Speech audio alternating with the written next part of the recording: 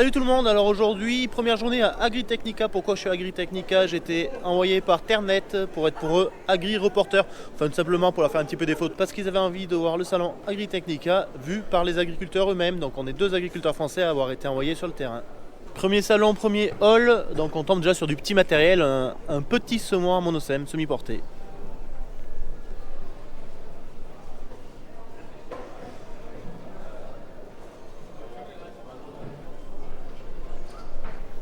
Il est pas si mal dans les champs de 2 hectares à la maison. Voilà un quart d'heure que je suis sur le salon. Alors mes premières impressions, là on est dans le premier hall, c'est grand, c'est très grand. Niveau matériel, c'est vraiment du gros matériel. On se rend compte que c'est pas du matériel de Mickey comme moi. Du gros semi-porté, du matériel lourd, voilà. J'ai vu Monosem, j'ai vu Lemken, voilà des gros constructeurs pour l'instant. Je pense qu'on va faire beaucoup de kilomètres dans la journée, qu'il y aura beaucoup de choses à voir et qu'on va s'en mettre plein les yeux. Là je suis devant la bineuse N-Bock avec le système Regard, c'est le système par caméra qui suit le rang automatiquement. Donc ça je connais, j'utilise déjà, mais il y a quelque chose qui me saute à l'œil que je ne connaissais pas, c'est le système sur les doigts cresses. Ils ont mis un système de vérin qui peut escamoter les doigts cresses.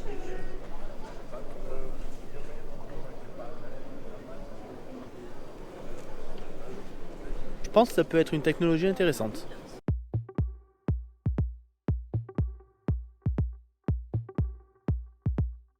Je suis assez content parce que je vois pas mal d'RC-Tri quand même sur ce salon et je vois qu'il y a de la nouveauté. Là je vois chez Hudson Bichler une nouvelle dent, alors je ne connais pas le fonctionnement.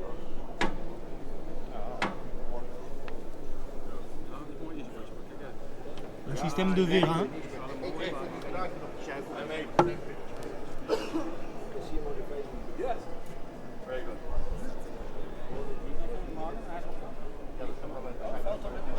Franchement c'est très bien qu'il y ait de la dynamique dans ce secteur. Je pense qu'on va finir par avoir des machines vraiment au point. Même des constructeurs comme Horsch se mettent à faire de la RC-Tri. Un beau bébé là, je crois qu'elle attire du monde.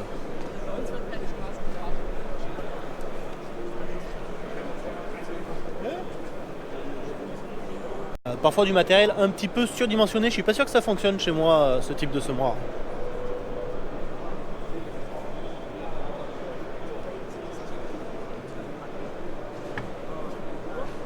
Alors maintenant au centre du stand Bednar, alors stand qui avait fait un petit peu polémique lors du CIMA 2019 dû aux jolies filles qu'ils avaient mis sur le stand. Moi personnellement j'étais pas contre, je trouve ça plutôt agréable. Donc je regardais plutôt un petit peu de près le matériel qui a l'air mine de rien monté assez costaud et assez bien conçu je pense.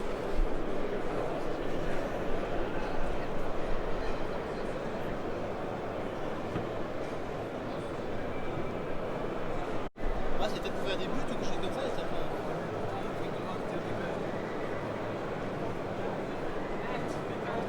Je me trouve maintenant sur le stand Vigolo, ça fait plaisir de les voir, sachant que j'ai un Rotalabour qui vient chez eux. Donc j'en vois un qui est exposé.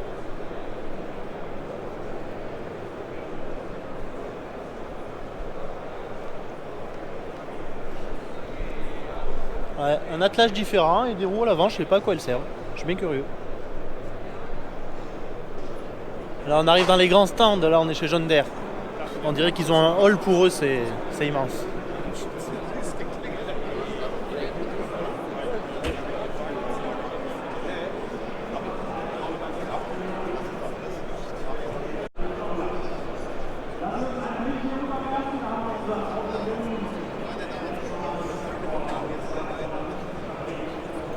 Me voilà maintenant devant le nouveau John Deere 8R.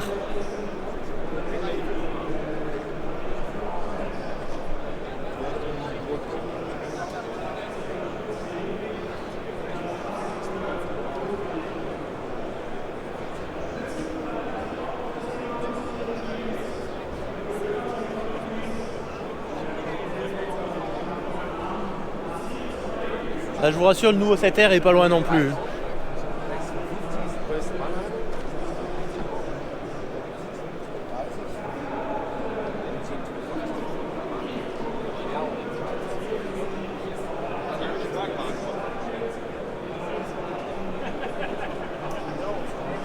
Et le 8R à Chenille, c'est le 8RX.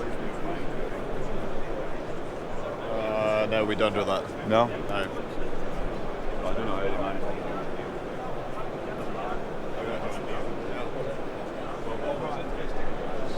Regardez-moi ce beau case.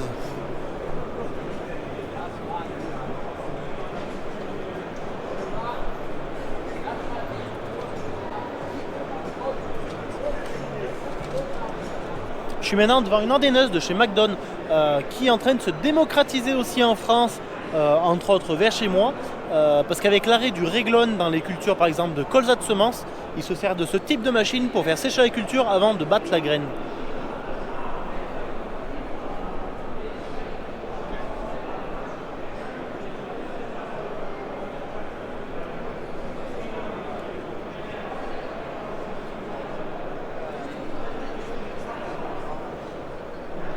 À l'instant, je mets les pieds chez Classe. Je peux vous dire que le stand n'est pas minable non plus. Tiens, il y a un orange au milieu.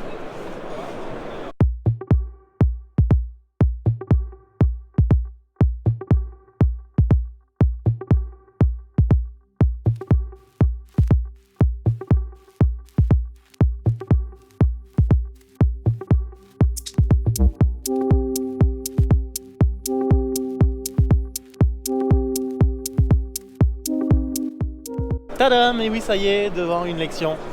Comme vous savez, c'est des machines que je porte vraiment dans mon cœur, que j'ai conduit pendant de nombreuses années. Ici, la Lexion 5500, une machine 5 secoueurs. Vous savez que j'ai eu l'occasion de faire un tour de la 5400 cet été en pré-série. Donc je la connais un petit peu, mis à part que celle-là, elle est équipée du TerraTrack.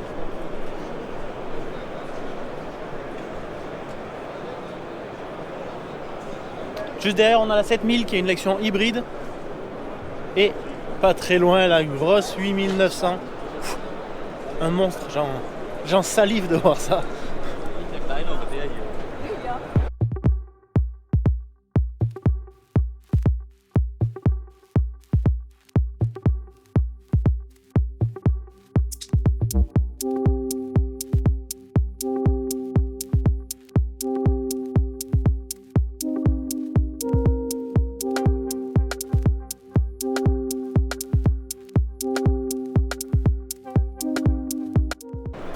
Le jour où j'ai une grosse ferme, j'en achète une, promis. Voilà chez Kron devant leur machine qui transforme la paille en granulés. Alors des granulés qui peuvent servir à faire tourner des chaudières, à créer de la chaleur.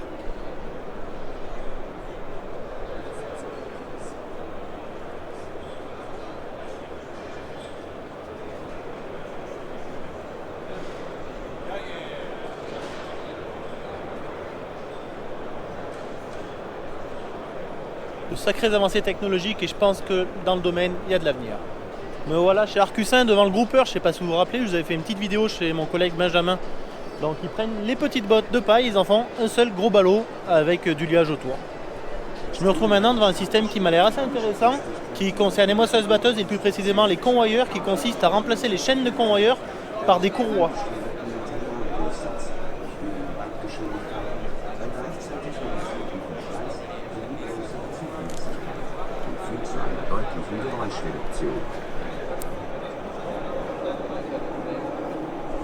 C'est sûr que ça va être un système qui va être beaucoup plus silencieux.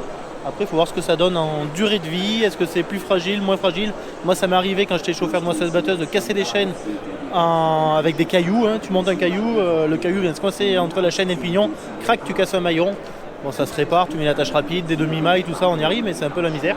Je ne sais pas ce que ça va donner avec ces courroies, mais à étudier. Là, je me trouve devant une machine immense qu'on voit pas par chez moi, une grosse récolteuse à betterave.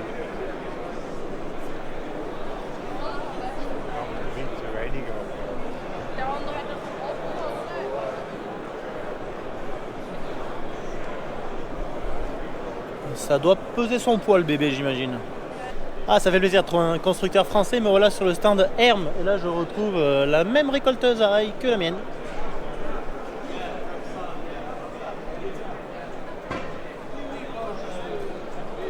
Me voilà devant le stand de Pietri, donc les machines italiennes. Je ne sais pas si vous vous rappelez, c'est celle qu'on a à la coopérative des plantes aromatiques. On a deux FR100, une FR36. Là, en exposition, on a une FR104.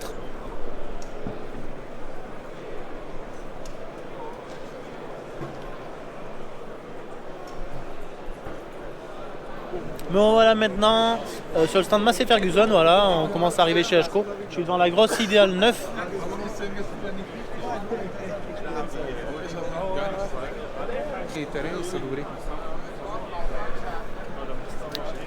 Du sacré matos. Regardez-moi ce petit Massey au look très futuriste. Bon, ça c'est une chose, hein. Mais là on arrive dans l'univers Fendt, juste derrière moi.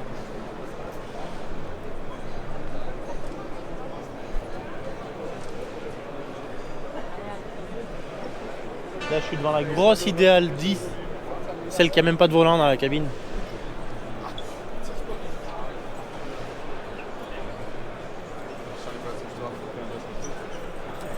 Celui qui a fait beaucoup parler de lui ces derniers jours, le nouveau télescopique Fendt.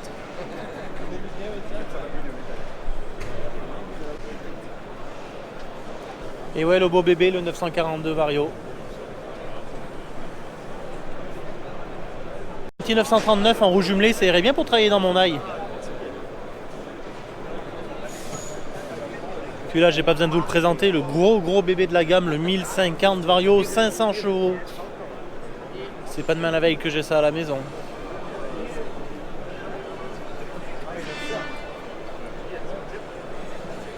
Je suis super content, je viens de trouver le 314, le nouveau 300 de chez Fendt.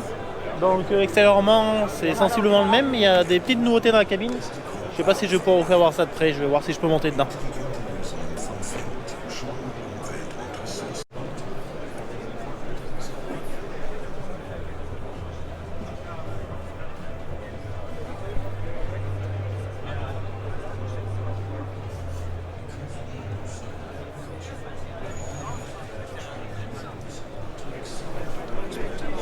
J'ai la chance de voir de près également un nouveau 700 Vario S5.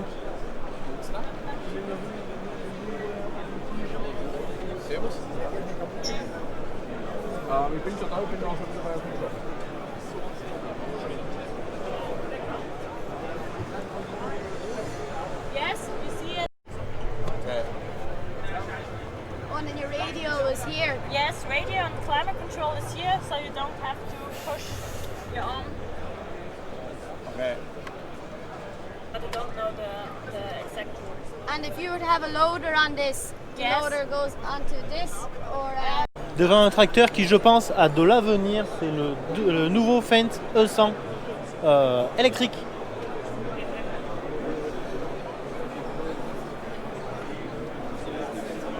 Me voilà maintenant au cœur du stand Newland. Un joli stand quand même, il faut dire qu'ils ont mis le paquet aussi.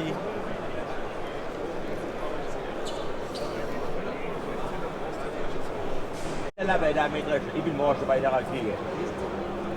Und wir waren früher, Je suis devant le fameux Newland T6 qui tourne au méthane.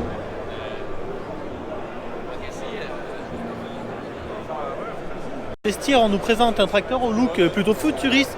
Je sais pas si un jour ça verra le jour, mais j'aime beaucoup.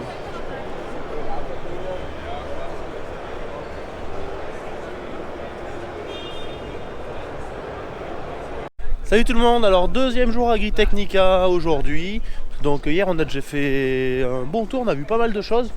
Je vous ai pas tout filmé parce que j'aurais pas assez de place dans ma clé. Mais aujourd'hui on va essayer de voir, il nous reste 2-3 halls à voir. Voilà. On va essayer de se faire ça tranquillou. Alors Agritechnica il y a vraiment de tout, hein. Hier je vous ai fait voir des halls où il y avait vraiment du matériel, du gros matériel. Là on est dans un hall, il y a plus de la pièce détachée. Là j'ai des Vilebroken secours de batteuse. J'ai de la poulie, j'ai du boîtier.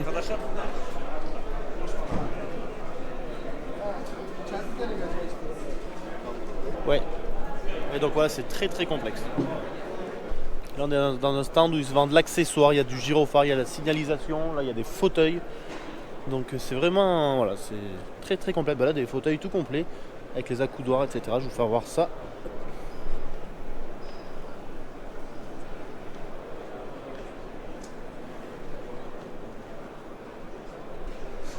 C'est chouette, je vais peut-être mettre ça sur mon Renault.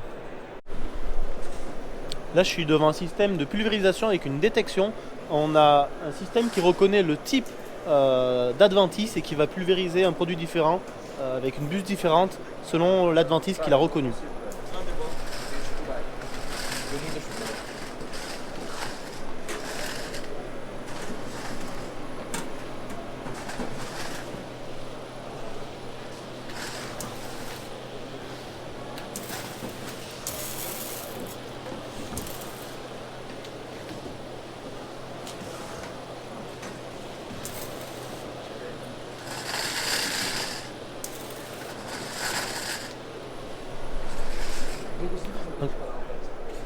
Donc vous voyez, il laisse passer la culture, il pulvérise uniquement les adventices avec un produit différent selon le type d'adventice. Des sacrées avancées technologiques.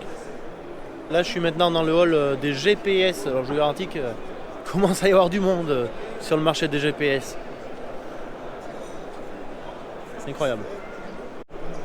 Voilà, à côté de moi j'ai le robot Naio. J'ai des RC-trilles rotatives aussi de chez APV.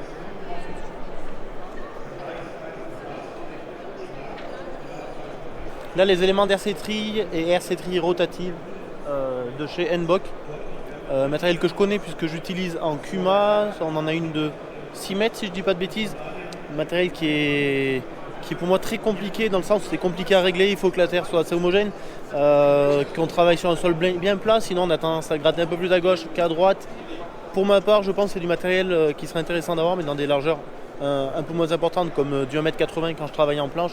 Oui, c'est quelque chose que je serais capable de régler. Après, des grandes largeurs, je trouve ça super compliqué. Je suis maintenant sur le stand du constructeur Agrisem. Regardez-moi la gueule du semoir. C'est pas du peut-être. Il y a un outil qui me tape à l'œil et qui irait bien pour mon exploitation, c'est quand même ce déchaumeur à 10 pieds indépendant en 4,50 m semi-portée. C'est Remienal 716.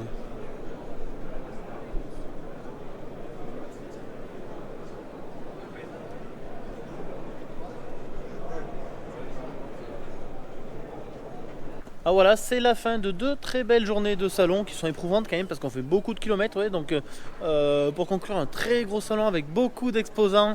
Ah, le monsieur il fait bonjour. Bye bye. Un très grand salon avec beaucoup d'exposants, beaucoup de diversité, du très gros matériel, mais aussi du matériel qui correspond un petit peu plus à la taille de mon exploitation. Donc super content. Vraiment un grand merci à Terrenet qui m'a permis de faire ce petit séjour en Allemagne. Voilà. Et je vous dis à très bientôt dans une prochaine vidéo. Ciao ciao.